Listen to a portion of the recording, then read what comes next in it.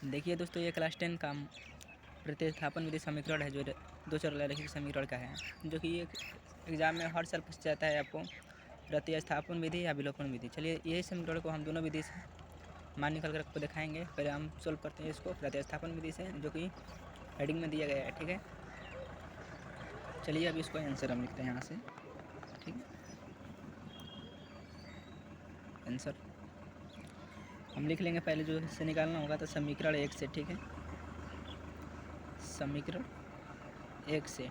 ठीक है, तो हम यहाँ पर कुछ लिखेंगे नहीं, कि तो पहले हेडिंग में दिया गया है प्रतिस्थापन विधि से। ठीक है, तो हम लिखेंगे 3x + y, जो कि समीकरण 1 है। ठीक है, तब इसको हम y को माइनस इधर करेंगे बराबर में, तो माइनस में आ जाएगा 3x बराबर में 4 - y। ठीक है, तो 3x बराबर 4 - y। ठीक है, दो x और 3 और इंटू x है, तो ये गुणा में है तो भागा में चला जाएगा अब। ठीक है, ये 4 - y। ठीक है, बाटा में 3।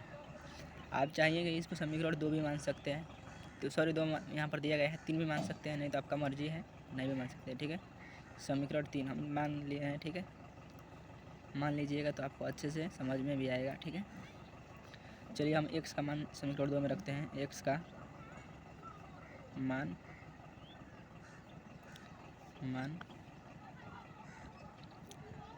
समीकरण 2 में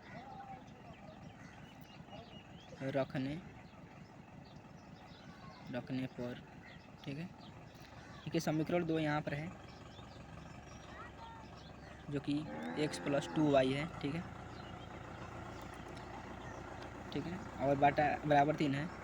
x + 2y बराबर है 3। ठीक है, x का मान कितना है, 4 है, माइनस y बटा में 3 प्लस में 2y बराबर 3। ठीक है, हम इसका एलसीएम ले लेते हैं। ठीक है, हम इसका एलसीएम ले लेंगे पहले। 3 से कट गया तो 4 - 3y। ठीक है, एक का एलसीएम 3 में गुणा होगा तो 3, तो यहाँ पर प्लस में 2 3 से गुणा कीजिएगा तो प्लस में 6y होगा। ठीक है, बराबर में 3, तो यहाँ पर 3 - 3 प्लस 6, तो यहाँ पर होगा प्लस में 3y। अब यहाँ 3 जो होगा, 3 यहाँ से तीसरे से गुणा हो जाएगा, तो 3 × 3। ठीक है, 4 + 3y। ठीक है, पर 9 होगा, तो हम अब 3y मान लेंगे अब यहाँ पर। ठीक है, 3y मान लेंगे अब, 3y मान लेंगे हम इसको, जो अब 4 है इसमें से घट जाएगा। ठीक है,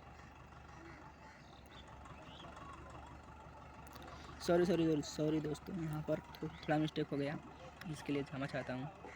क्यों, तो यहाँ पर -y सिर्फ है, जो कि यहाँ पर माइनस आएगा, तो यहाँ पर 5y होगा। ठीक है, नहीं तो यार आपसे पता चल नहीं, तभी सवाल में गलती हो जाती है, तो आप हमको बोलते हैं कि बनाने नहीं आता है, इसको ज्ञान फेंक रहा है हम लोग को ये। तो ठीक है, तो यहाँ पर भी 5y होगा, तो 4 है, अब इसमें से घट जाएगा। ठीक है, 9 में से 5 आ जाएगा, सॉरी 4 आ जाएगा यहाँ पर, और 5y, 4 घटेगा तो बचा 5, तो y बाहर निकालेंगे हम, इसको 5 बटा 5 बराबर में आ जाएगा 1। ठीक है, वो y का मान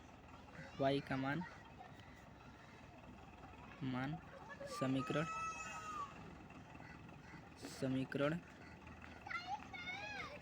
2 में रखने पर, या आप 3 में भी रख सकते हैं, माना जाएगा 2 में रखने पर, फिर भी 2 में रख सकते हैं, आपका जो मर्जी है, रखने पर x + 2y बराबर 3 है। ठीक है, जो कि दिया है x + 2 × 1 बराबर 3। ठीक है, तो x बराबर यहाँ पर 2 आएगा, तो हमें डायरेक्टली अब इसको कर सकते इधर पक्षांतर से, तो यहाँ पर 2, x बराबर भी 1 आएगा, ये आपको हमारा